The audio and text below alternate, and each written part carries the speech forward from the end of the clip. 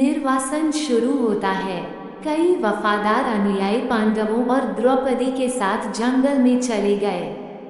युधिष्ठिर ने उनसे कहा, कृपया घर लौट जाओ। जंगल खतरनाक है और मैं तुम्हें सुरक्षित नहीं रख सकता। हस्तिनापुर लौट जाओ और जब हमारे वनवास के वर्ष पूरे हो जाएंगे तो हम भी वापस लौट आएंगे। युधिष्ठिर को चिंता थी कि वे जंगल में अपना पेट कैसे भरेंगे। वे अपने सभी अनुयायियों को भी भोजन नहीं दे सकते थे। तब परिवार के पुरोहित ने युधिष्ठिर से विश्व के दान के स्रोत सूर्यदेव से प्रार्थना करने का आग्रह किया। सूर्यदेव प्रकट हुए और युधिष्ठिर को एक तांबे का कटोरा दिया। सूर्य ने कहा, द्रौपदी को इस कटोरे में खाना पकाने दो और यह हमेशा भरा रहेगा। कुरुक्षेत्र की कहानी। अपने वनवास के दौरान वन ऋषियों ने पांडवों को कई कहानियां सुनाई, जिनमें उनके पूर्वज राजा कुरु के बारे में ये कहानी भी शामिल थी। राजा कुरु ने अपना हल लिया और खेत में चले गए। जब उनके पास बीज खत्म हो गए तो उन्होंने बीज के लिए अपना मांस काट लिया और उसके खून से खेत को सींचा। इंद्र ने पूछा, राजा कुरु, तुम क्या चाहते हो? मैं तुम्हें वरदान दूंगा, मुझे कुछ नहीं चाहिए। कुरु ने उत्तर दिया, लेकिन कृपया इस भूमि को आशीर्वाद दे ताकि जो कोई भी यहाँ त्याग या युद्ध के कार्य में मर जाए वह स्वर्ग जाए। इंद्र सहमत हो गए। वह क्षेत्र था कुरुक्षेत्र। कुरुक्षेत्र नाला की कहानी। मैत्रेय ने आगे कहा, राजा नल भी थे। उन्होंने अपने ही भाई के साथ जुए में अपना राज्य खो दिया, जिसके बाद नल ने उन्हें जंगल में निर्वासित कर दिया। नल की वफादार पत्नी दमयंती उनके साथ थी। शर्मिंदगी महसूस करते हुए नल ने उन्हें जंगल में छोड़ दिया और अपना निर्वासन अकेले ही बिताने लगे। दमयंती ने नल को खोजने में कई साल बिताए, लेकिन वह कहीं नहीं मिले। दमयंती के पिता ने उनके लिए एक नया पति चुनने के लिए एक स्वयंवर का आयोजन किया और नल दुल्हन की तलाश कर रहे राजाओं में से एक के सारथी के रूप में वहां पहुंचे। दमयंती ने उन्हें पहचान लिया और साथ मिलकर उन्होंने नल का राज्य वापस जीत लिया और फिर से राजा और रानी के रूप में शासन किया। सावित्री की कहानी। मैत्रेय ने फिर एक और कहानी सुनाई। राजा अश्वपति की बेटी सावित्री ने सत्यवान से विवाह करने का फैसला किया, जो जंगल में गरीबी में रह रहा था और अपने अंधे पिता का साथ दे रहा था, जो अपना राज्य खो चुका था। इससे भी बुरी बात ये थी कि राज ज्योतिषी ने भविष्यवाणी की थी कि सत्यवान 1 साल में मर जाएगा। लेकिन सावित्री उससे प्यार करती थी और जब यम सत्यवान को मृत्युलोक ले गए तो वह भी उनके साथ चली गई। तुम उनके पीछे नहीं आ सकते, यम ने कहा, लेकिन सावित्री ने जिद की। प्रभावित होकर यम ने उसकी इच्छा पूरी की। उसने कहा, मैं सत्यवान के बच्चे पैदा करना चाहती हूँ। इस प्रकार यम को सावित्री की बदौलत सत्यवान को जीवन देना पड़ा। द्रौपदी ने मुस्कुराते हुए कहा, मुझे वह कहानी पसंद है। ऋषि मैत्रेय ने दुर्योधन को श्राप दिया। वनवास के दौरान पांडवों से मिलने के बाद ऋषि मैत्रेय हस्तिनापुर गए। उन्होंने राजा धृतराष्ट्र से कहा, आपको अपने बेटों और भतीजों के बीच शांति स्थापित करनी होगी। अगर ऐसा नहीं हुआ तो इससे आपके वंश का विनाश हो जाएगा। लेकिन दुर्योधन ने मैत्रेय पर हंसते हुए उसकी जांघ पर थपकी दी, जैसा उसने द्रौपदी का मजाक उड़ाते समय किया था। मैत्रेय ने कहा, मैं तुम्हें श्राप देता हूँ दुर्योधन, एक दिन भीम तुम्हारी जांघ कुचल देगा। अपना श्राप वापस ले लो। दुर्योधन ने सचमुच भयभीत होकर विनती की। मैत्रेय ने उत्तर दिया, पांडवों के साथ शांति स्थापित करना ही एकमात्र समाधान है। लेकिन दुर्योधन अपने चचेरे भाइयों के साथ कभी शांति नहीं बनाएगा। जयद्रथ का वन में आगमन। द्रौपदी सिंधु नरेश जयद्रथ को अपने रथ पर सवार होकर उनके वन शिविर की ओर आते देखकर आश्चर्यचकित हो गईं। वह दुर्योधन की बहन दुःशला का पति था। द्रौपदी ने सोचा, शायद वह हस्तिनापुर से कोई संदेश लेकर आया है। मेरे पति शिकार पर गए हैं, उसने समझाया, लेकिन वे जल्द ही वापस आ जाएंगे। जयद्रथ ने उत्तर दिया, मैं तुमसे मिलने आया हूँ। इस मनहूस जंगल को छोड़ो और मेरे साथ आओ। मैं तुम्हारा नया पति बनूंगा। तुम्हारी हिम्मत कैसे हुई?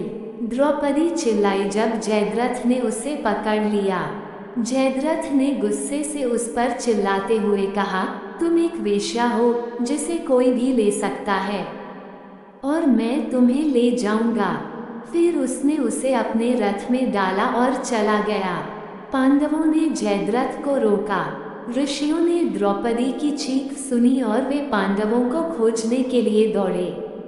अर्जुन ने जयद्रथ को जल्दी से पकड़ लिया और अग्नि बाणों से उसके रथ के पहियों को जला दिया।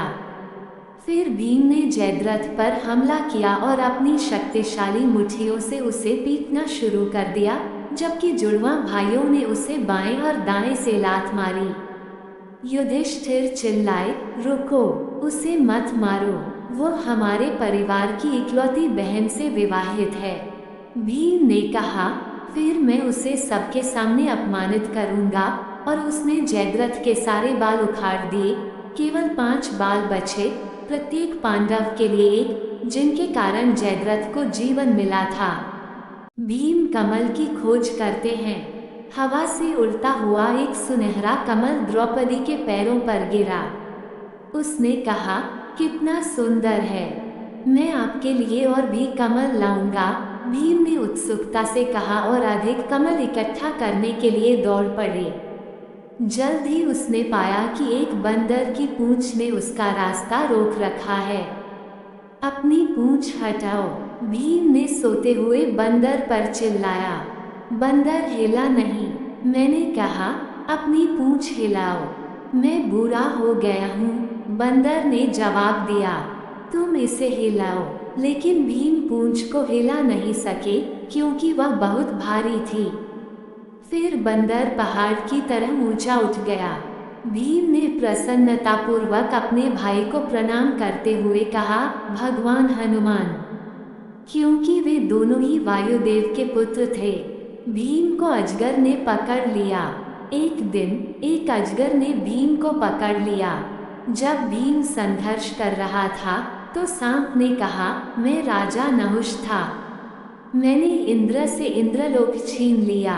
मैंने इंद्र की रानी शची को भी छीन लिया, लेकिन उसने मुझे धोखा दिया। उसने कहा कि सप्तर्षियों को मुझे पालकी पर ले जाना चाहिए, और जब ऋषि धीरे धीरे चले तो मैंने एक के सिर पर लात मार दी। उसने मुझे तब तक अजगर के रूप में रहने का श्राप दिया जब तक कि युधिष्ठिर नाम का कोई व्यक्ति मुझे मुक्त नहीं कर देता। भीम चिल्लाया, युधिष्ठिर मेरा भाई है, तुम बस यही कह रहे हो। अजगर फुसफुसाया, मदद करो। भीम चिल्लाया। उसके भाई दौड़कर आए और युधिष्ठिर के स्पर्श से नहुष ने अपना सर्प शरीर त्याग दिया और स्वर्ग को चले गए। व्यास द्वारा युधिष्ठिर को सलाह। युधिष्ठिर ने अपने परिवार पर आई मुसीबतों के लिए माफी मांगी।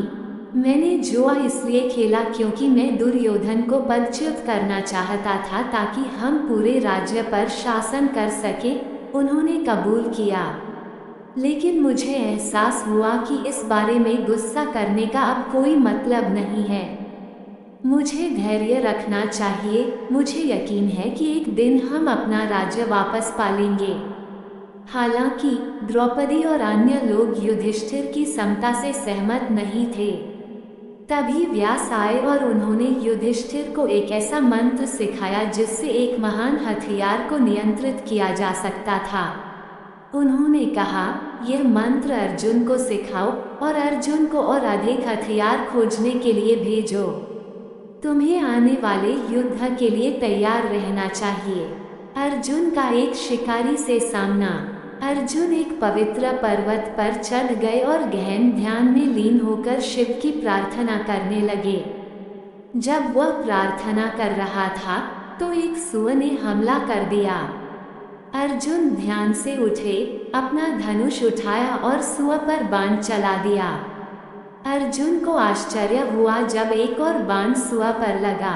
पेड़ों के बीच से निकलकर एक शिकारी चिल्लाया, सुआ मेरा है। नहीं, अर्जुन ने विरोध किया, यह मेरा है। उन्होंने युद्ध किया, लेकिन अर्जुन उस शिकारी से जीत नहीं पाए।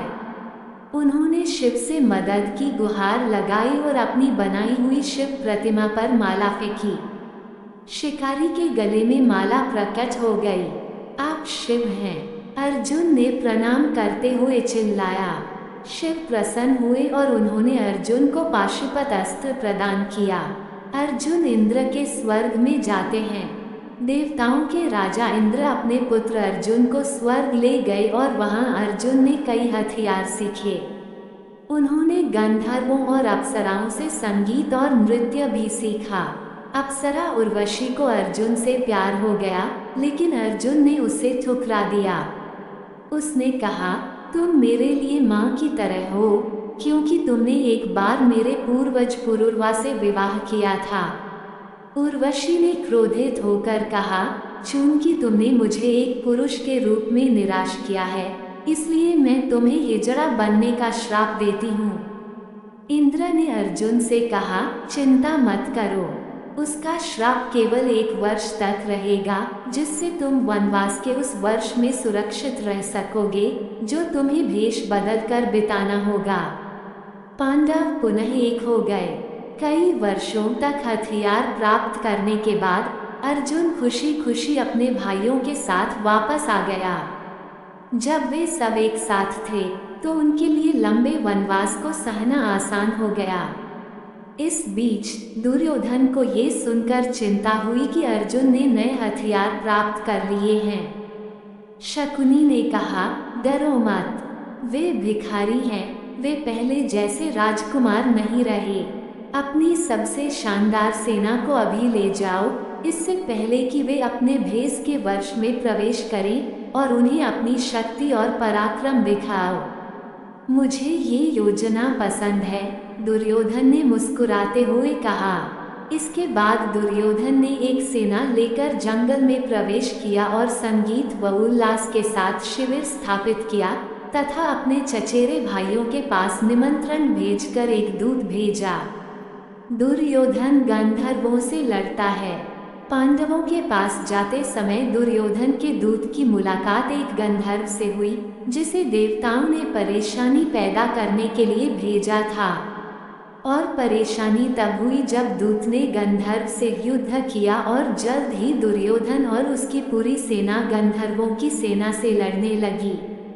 तब गंधर्वों ने दुर्योधन को बंदी बना लिया, जबकि दुर्योधन के सभी सैनिक डरकर भाग गए। जब युधिष्ठिर को ये खबर पता चली, तो उन्होंने दुर्योधन को बचाने के लिए भीम और अर्जुन को भेजा।